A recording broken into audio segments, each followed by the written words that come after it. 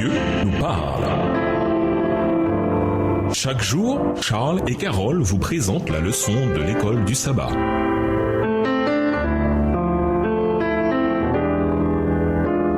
Bienvenue dans votre émission. Dieu nous parle. Nous voilà à la leçon de dimanche. Je vous donnerai du repos. Lisons le texte de Matthieu 11 et versets 20 à 28, dans lequel Jésus dit « Venez à moi, vous tous qui êtes fatigués et chargés, et je vous donnerai du repos ». Quel est le contexte de cette déclaration? Comment Jésus nous donne-t-il ce repos? Matthieu 11 et versets 20 à 28. Alors il se mit à faire des reproches aux villes dans lesquelles avaient eu lieu la plupart de ces miracles, parce qu'elles ne s'étaient pas repenties. Malheur à toi, Chorazin! Malheur à toi, Bethsaïda, car si les miracles qui ont été faits au milieu de vous avaient été faits dans Tyr ou dans Sidon, il y a longtemps qu'elles se seraient repenties en prenant le sac et la cendre. C'est pourquoi je vous le dis, au jour du jugement, Tyr et Sidon seront traités moins rigoureusement que vous. Et toi, Capernaum, seras-tu élevé jusqu'au ciel? Non, tu seras abaissé jusqu'au séjour des morts. Car si les miracles qui ont été faits au milieu de toi avaient été faits dans Sodome, elles subsisteraient encore aujourd'hui. C'est pourquoi je vous le dit, au jour du jugement, le pays de Sodome sera traité moins rigoureusement que toi. En ce temps-là, Jésus prit la parole et dit, je te loue, Père Seigneur du ciel, de la terre, de ce que tu as caché ces choses aux sages et aux intelligents, et de ce que tu les as révélées aux enfants. Verset 26, oui Père, je te loue de ce que tu l'as voulu ainsi. Toutes choses m'ont été données par mon Père, et personne ne connaît le Fils si ce n'est le Père. Personne non plus ne connaît le Père si ce n'est le Fils, et celui à qui le Fils veut le révéler. Venez à moi, vous tous qui êtes fatigués et chargés, et je vous donnerai du repos. Comme nous aujourd'hui, Jésus parlait toujours dans un contexte particulier. Pour bien comprendre ces déclarations, nous devons donc nous efforcer de découvrir le contexte spécifique, notamment si nous voulons éviter tout malentendu concernant son enseignement. Le chapitre 11 de Matthieu marque un tournant dans ce livre. Les déclarations critiquant certaines villes galiléennes importantes sont les plus dures relatées jusqu'alors dans l'évangile. Jésus ne sollicitait pas de faveur, il soulignait ce qui n'allait pas. Il s'associait à de mauvaises personnes, voir Matthieu 9, les versets 9 à 13. Sa prétention à pouvoir pardonner les péchés était scandaleuse aux yeux des chefs religieux, voir Matthieu 9, les versets 1 à 8. En effet, le maître a prononcé des paroles de condamnation très fortes à l'égard de certaines villes, les associant même à Sodome, ville alors considérée encore aujourd'hui comme un lieu caractérisé par une très grande méchanceté. C'est pourquoi je vous le dis, au jour du jugement, ce sera moins dur pour le pays de Sodome que pour toi. Matthieu 11, verset 24. Les tensions s'aggravaient et pourtant au milieu de tout cela, Jésus a adopté une nouvelle perspective et a offert à tous ceux qui le souhaitaient un vrai repos. Voici la raison pour laquelle il pouvait et peut encore le faire. Tout m'a été remis par mon Père et personne ne connaît le Fils sinon le Père. Personne non plus ne connaît le Père sinon le Fils et celui à qui le Fils décide de le révéler. Matthieu 11, verset 27.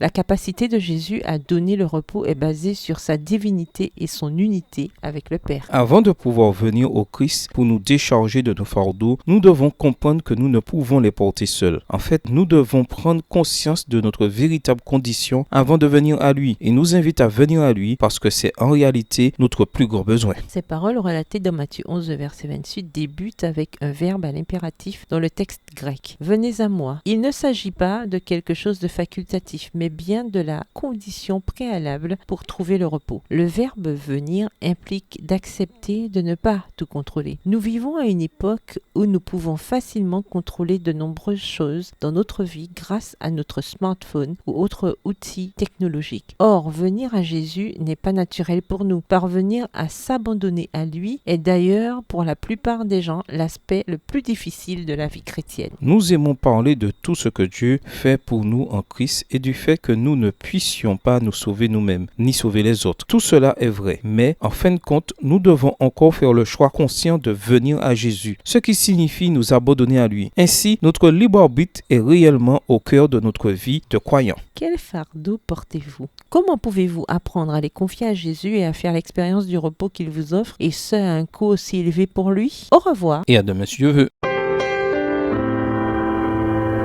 Dieu nous parle.